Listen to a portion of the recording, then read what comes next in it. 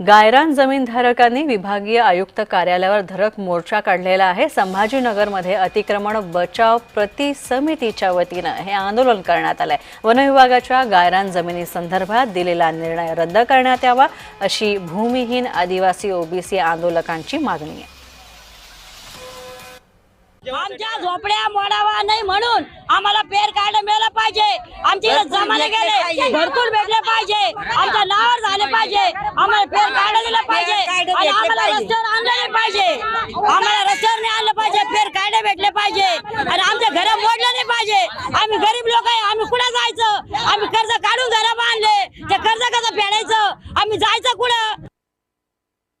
आणि या मोर्चाच्या अनुषंगाने आमची अशी मागणी आहे, 17 जुलैचा जे GR आहे माननीय विभागीय आयुक्त साहेबांनी हा GR कलेक्टर साहेबाचा रद्द करावे आणि माननीय महसूल मंत्री बावनकुळे साहेब यांनी 29 जुलैला जे GR पास केला की अतिक्रमण धारकाला 500 स्क्वेअर फूट डेमोकुल करण्यात येईल, परंतु आमची मागणी सरकारला अशी आहे 500 स्क्वेअर फूट मध्ये आमचा भागत नाही, कारण की एक घरामध्ये 10, 8, 12 कुटुंबाचे सदस्य राहतात, तो 500 स्क्वेअर फूट मध्ये त्यांचा गुजारा होणार नाही।